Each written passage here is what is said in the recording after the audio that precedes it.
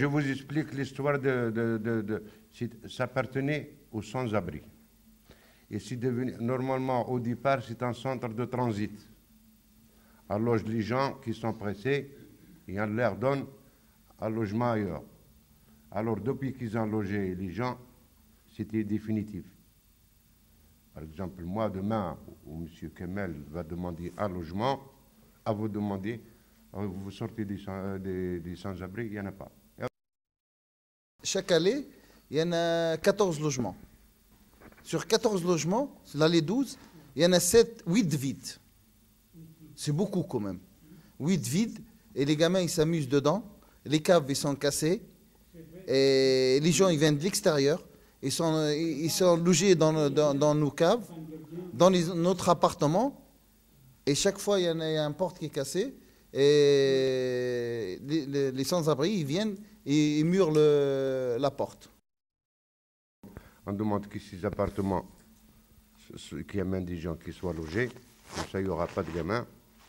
Et la première chose qu'on demande, nous, on est devenu, on est montré du doigt. Par exemple, il y a un gamin qui habite à 3 km d'ici, qui fait une bêtise sur la pierre bénite.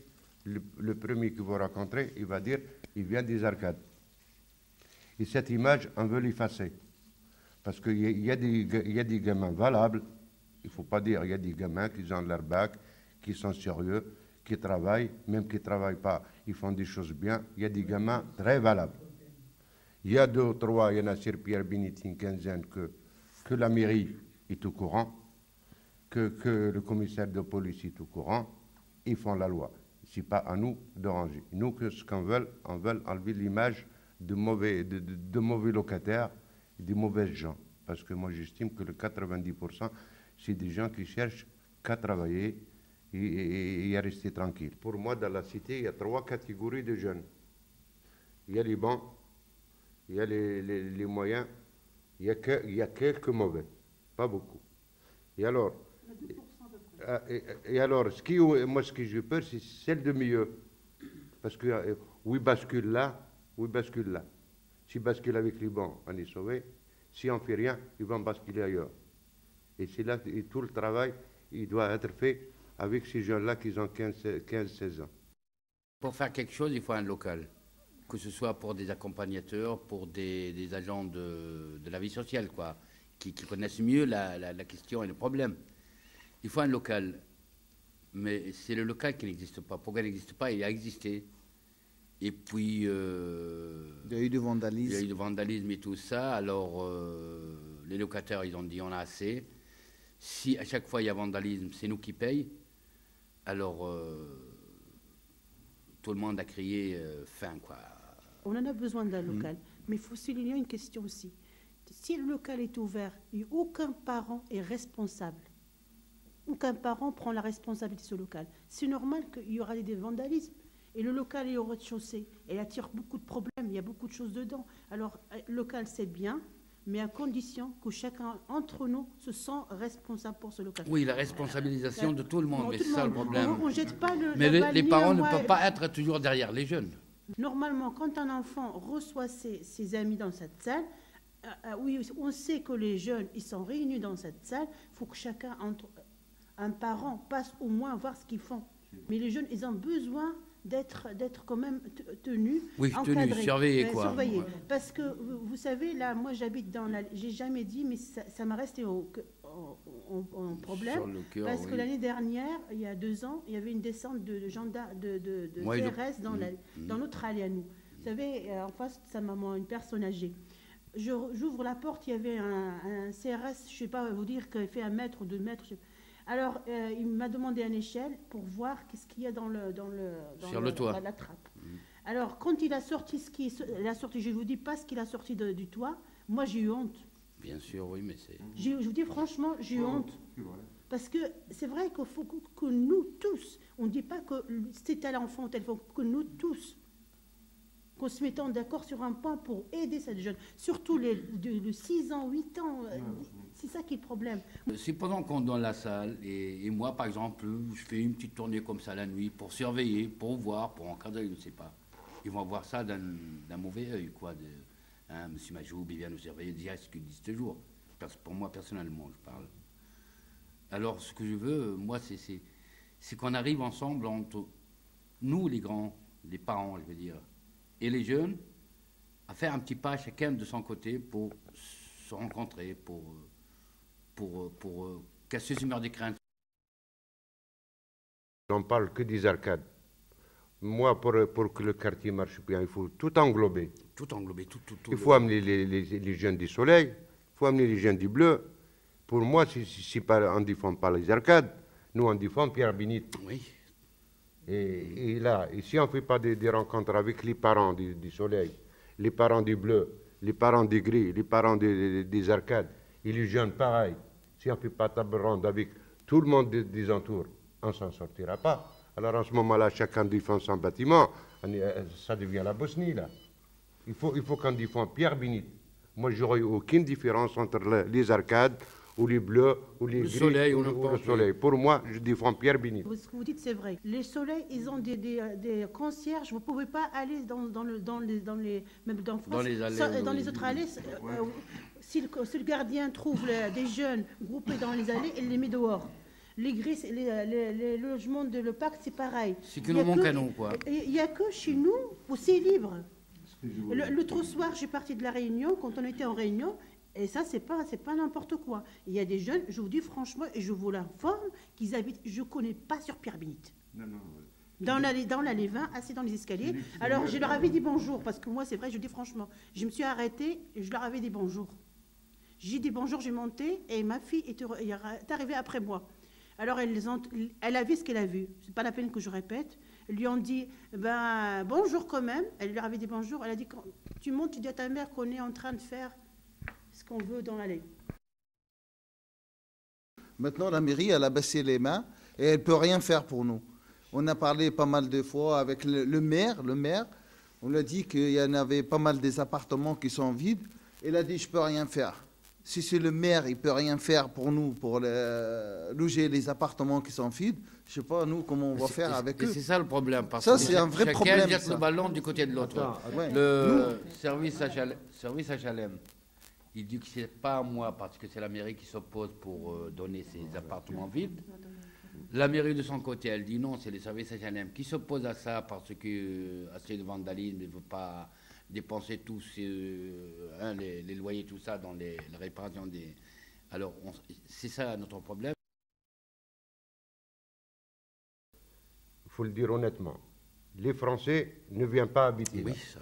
Parce que quand ils ont construit le bâtiment, il y avait un Français et un étranger, ils sont tous partis. Pourquoi la mairie se pose?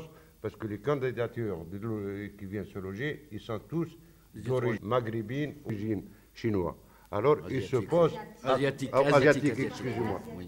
Alors, il se pose à rapport à ce problème-là. Maintenant, nous, le problème de l'allée 12 avec 8 appartements vides, c'est ça que, autrement, il y a beaucoup de choses faites sur les arcades. Il n'y a plus de machins comme avant. C'est propre. Il y a pas mal de choses qui s'est amélioré. Ça, c'est amélioré le 90%. Non, propreté, l'hygiène, ça manque. Ça, je vous dis franchement, c'est pas assez. Il faut éduquer d'abord les locataires. Non, ça vient de tout le monde. On est envahi de cafards. Si vous voulez plus de locataires, il faut que les logements soient propres aussi. Parce que les logements, ils ne sont pas propres. C'est ça le problème. Bon, moi c'est ça qui me touche le plus. C'est, exemple, quand on part d'un appartement, si on ne le répare pas, on nous l'enlève. Je veux dire qu'on doit payer la facture si on casse tout ça. Mais qu'est-ce qu'ils en font de l'argent qu'ils nous enlèvent quand on part? Ça, je ne comprends pas. La personne qui part, ils doivent payer ce qu'ils cassent derrière. Et nous, quand on rentre, c'est nous qui le faisons et on n'a rien. C'est ça. Ils ne remboursent même pas la caution. Ils ne remboursent pas. Ils viennent et mettent un panneau de publicité. À Pierre Bénite, tous les bâtiments, il y avait des dessins, il y avait des jolies choses. Et nous, ils viennent, sans nous avertir, ils mettent un panneau de publicité. Même les jeunes de quartier, rien que les jeunes, ils étaient choqués. Ils disent, c'est quoi ça? On est des poubelles, nous.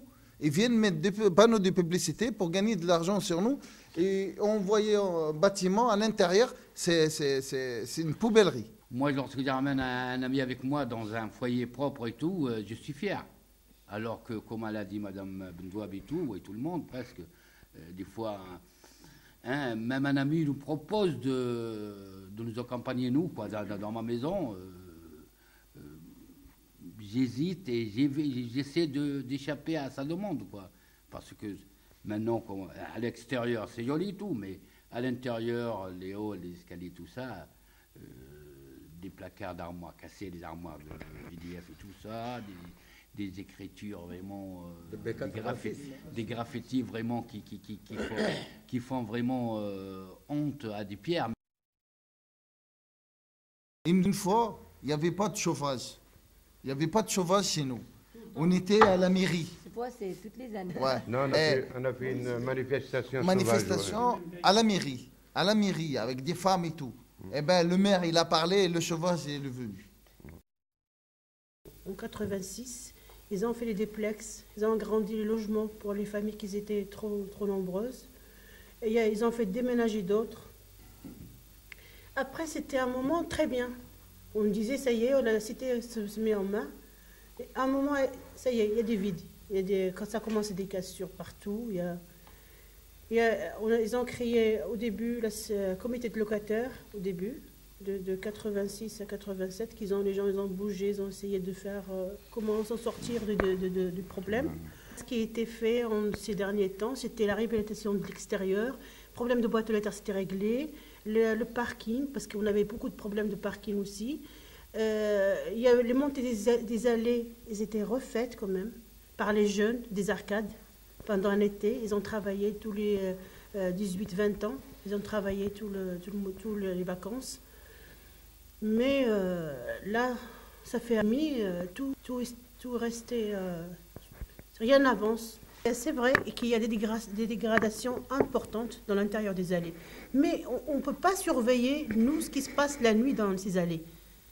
Il y a certains soirs, il n'y a rien. Le matin, vous vous réveillez, on dirait un chantier de poubelles qui passe dans la nuit. Ce n'est pas à nous de surveiller. C'est vrai qu'on fait le maximum chacun entre nous pour que ça soit propre, sans étage, sans palier, mais on ne peut pas faire le gardiennage de tout l'immeuble. Ce n'est pas à nous de le faire. Il y a une dame à l'instant, dans l'allée 16, au rez-de-chaussée, qui refait l'intérieur de sa maison parce qu'il n'y a plus de le revêtement de sol. Oui, est tout parti. Alors, combien ça coûte? C'est un père invalide. C'est pas chez moi, mais ça m'a fait mal quand j'ai entendu ça. Alors, c'est pas du tout normal.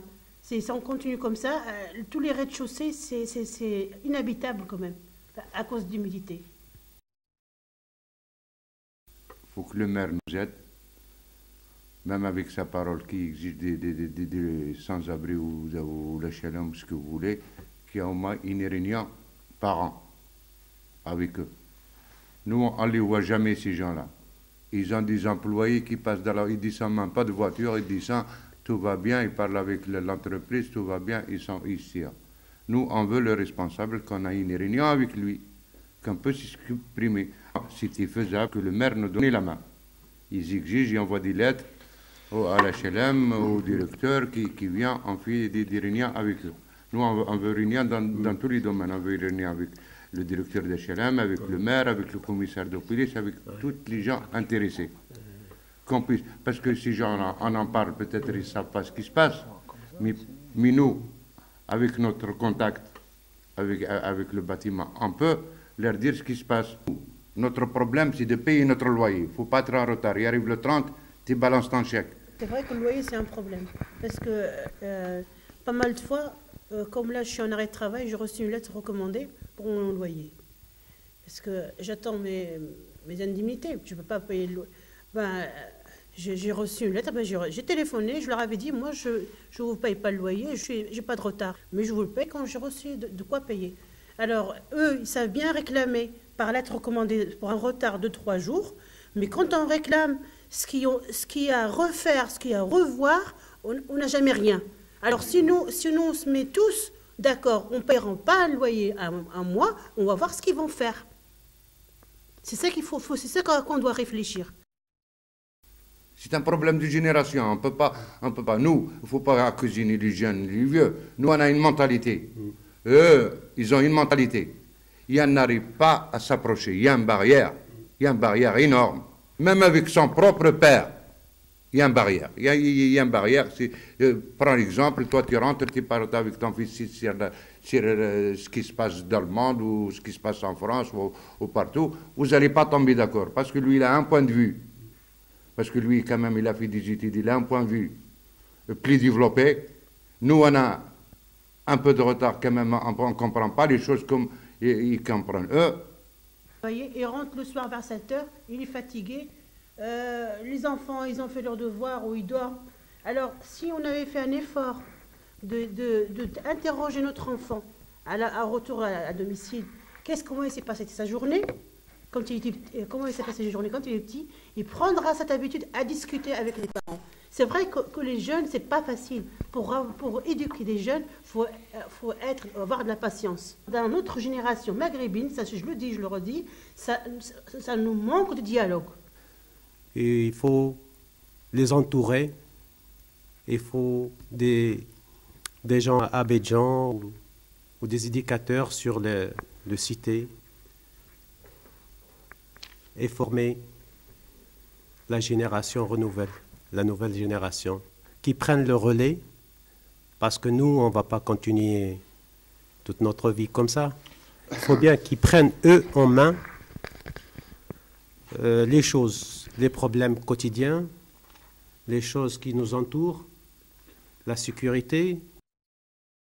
Avec mes il y a un refus. Un refus, vous avez un jeune qu'il a même des bagages qu'il a fait. Alors il prend le téléphone, il dit « Allô, telle annonce, machin, présentez-vous. » Alors il se présente, comment vous appelez? Si vous appelez Pierre, vous avez la place. Vous appelez Mohamed, on dit « On va vous écrire. » Alors les jeunes, ils ne sont pas comme notre génération à nous, que nous sommes bêtes, mais ils ont reçu 2 ou 3 refus. Alors, sur les papiers, ils sont français. Et quand ils se présentent à un travail, ils ne sont pas français. Alors à ce moment-là, les jeunes se vengent de la société. Et qui en souffre, c'est les parents. Parce que eux, d'un point, pour moi, quand je les vois, ils sont intelligents. Ils ne se laissent pas faire comme nous, on se laissait faire avant. Eux, ils se sont français, ils sont nés là, ils ont les papiers français, ils estiment qu'une place, il est faite pour Pierre ou Paul ou Mohamed ou etc. Alors, c'est ce refus-là qui a mis les jeunes en boule. Alors, ils viennent, ils se vengent sur les allées, sur les voitures. Alors, ils ne veulent pas me donner... J'ai un bac plus 2, je suis capable pour ce poste-là. Ils ne veulent pas me donner. Alors, je vais taper un magasin, je vais brûler une voiture. Et voilà, la solution, elle est là. J'en connais des jeunes, tellement qu'un jeune qui s'est présenté, il a eu un refus, il a déchiré sa carte d'identité. Il a dit, je ne sais même pas où je suis. Est-ce que je suis arabe, est-ce que je suis algérien, je suis marocain, je suis tunisien, je suis français. Et le pauvre, il s'est trouvé au milieu, je ne sais pas où nager. Il ne sait même pas qu'est-ce qu'il est. Et ça, c'est très grave. Si les pouvoirs publics, ils ne font pas des choses comme ça, par exemple, dans la police ou dans le machin, pourquoi ils ne rentrent pas des gens comme ça? Ou dans les machins. Ils ont leur place.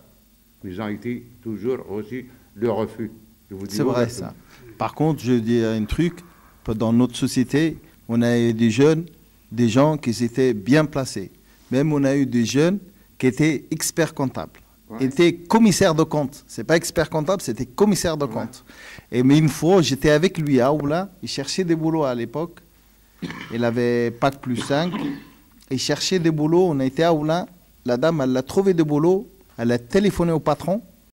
Elle lui a dit, ça y est, j'ai trouvé un comptable, il est plus supérieur à ce que vous cherchez. Elle a dit, comment il s'appelle? Elle a dit, Mohamed. La dame, elle est devenue rouge juste en face. Ouais. Elle a dit, vous inquiétez. Elle a dit, non, je n'en veux pas de celui-là. Elle a dit, la dame, elle avait honte à Oula, l'agence d'Oula.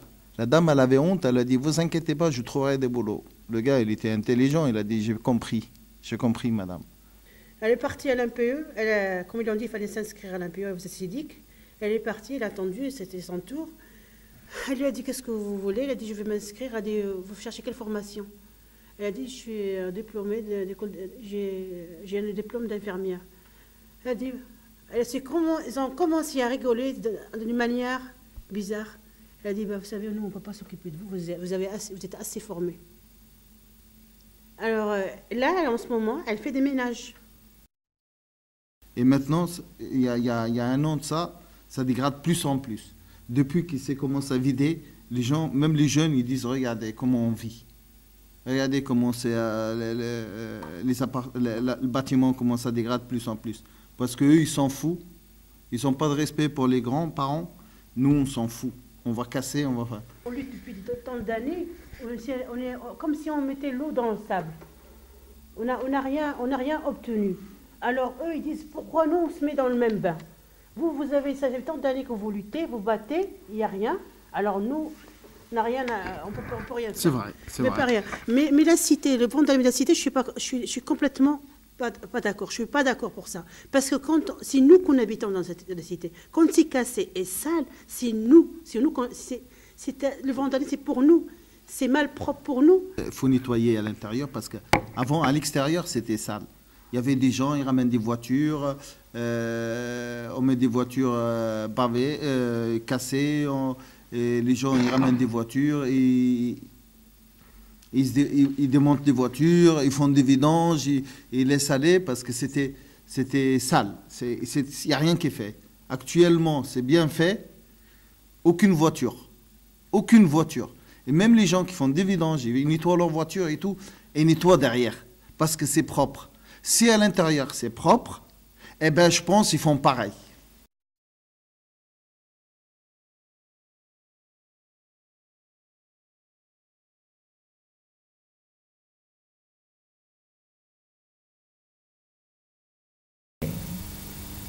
Ça fait faire des soucis, comme je dis à les parents, à les mères aussi. Parce qu'il y a des mères, ils souffrent de ces enfants. Il y en a les enfants qui ont l'âge de 14 ans et 15 ans, franchement encore pire que l'âge de 18 ans et 20 ans. Encore pire. Vous savez, les mamans, ils souffrent. Bon, moi, je peux m'en sortir, mais il y a d'autres mamans qui ne savent pas écrire ni lire. Ils souffrent beaucoup, ils tombent même malades. Ils auront des maladies graves à cause de leurs petits. Tout à fait. Il faut les aider. C'est ça qu'on veut, que nos enfants ils s'entendent entre eux, que nos enfants qui trouvent du travail, que le gouvernement fait une petite quelque chose, au moins pour nos enfants. Elle n'a pas fait pour nous, mais elle fait pour les enfants.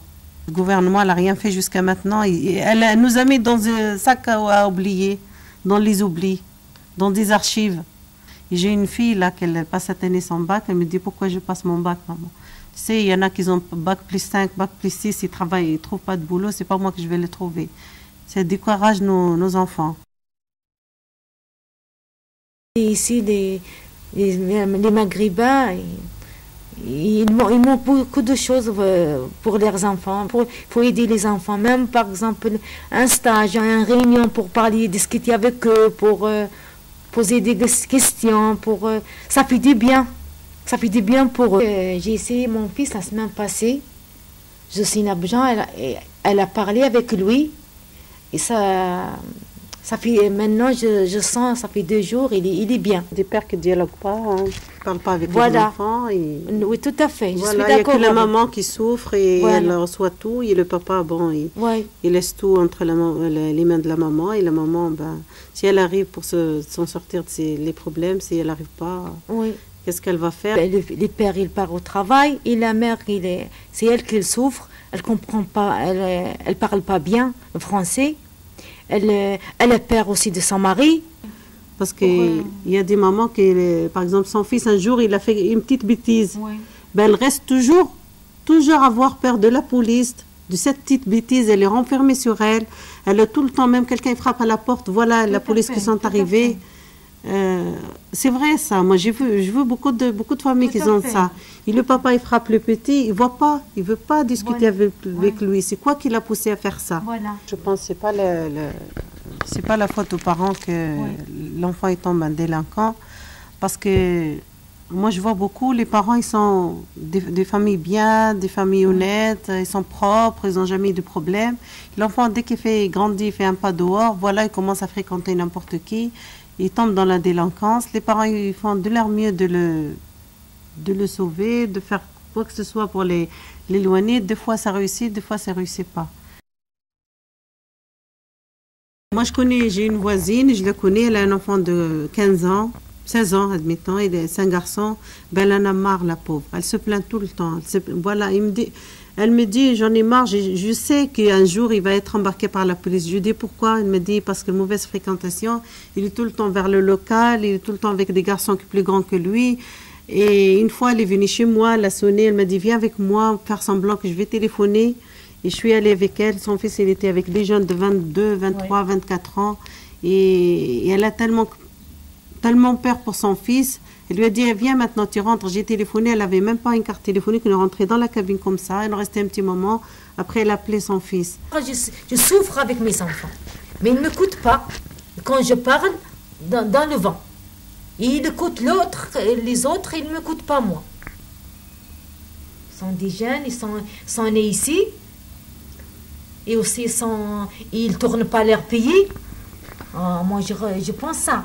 Maintenant, ils ne tournent pas leur pays. Ils restent ici. Un pauvre, même il y en a des adolescents ou des jeunes qui ne comprennent pas même comme je dis, leur langue. Ils ne parlent pas leur langue. Ils ne savent pas. Moi, mon fils, je parle avec lui. Des fois, je parle avec lui un peu en arabe. Il ne comprend pas ce que je dis. Il est ici, un pauvre. Ils ne veulent pas maintenant tourner en leur pays. Ils disent c'est le pays, c'est ici. Mais il ne faut pas, un pauvre, il ne faut pas laisser comme ça. Il faut faire quelque chose pour eux.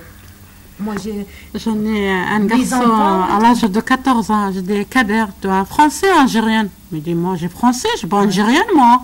Moi j'ai français. Je dis, comment tu es français? Et le père me dit, je m'en fous pour mon père, moi j'ai français, je l'ai né ici. Hein. Je ne touche pas à l'allocation familiale, mais je touche les remis avec de jeunes. Je ne touche pas à l'allocation familiale. Et quand j'étais à la CAFAL avec Madame Abjan, on a trouvé comme quoi ils ont reçu une lettre anonyme, comme quoi mon mari il est à la maison, il est chez moi et tout. Dans un mois, j'ai eu 2 fois le contrôle. Le premier jour, il a trouvé ma fille, il a questionné ma fille. Il y avait la veste de mon fils sur la chaise. Il questionne pour la veste si c'était à qui, le basket il est à qui. Et ma soeur, ma fille lui a dit c'est mon frère, elle est là et tout. Elle n'a pas cru. 2 semaines après, de bonne heure, il est venu lui-même. Il m'a posé les mêmes questions et tout. Et il m'a dit, oui, les gens ils ont dit que ton mari il est là, mais je lui ai dit, moi je peux savoir qui c'est qui a dit ça. Et j'ai mes voisins, vous pouvez demander aux voisins s'ils ont vu mon mari ou même quelqu'un d'autre. Elle m'a questionné, peut-être vous sortiez avec quelqu'un ou il y a quelqu'un qui vient chez vous, est-ce que vous n'êtes pas monté dans...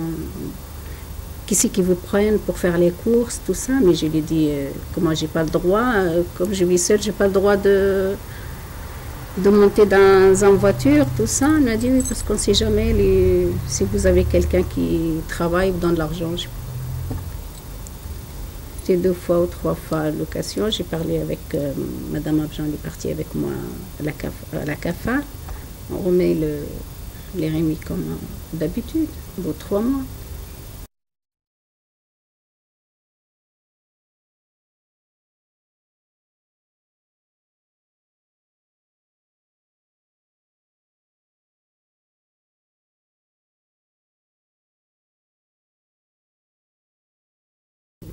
Impressionné par la pertinence de l'analyse des habitants, enfin pour tout ce qui concernait leur environnement, le quotidien, notamment, enfin les lieux dans lesquels ils habitent, enfin sur les arcades,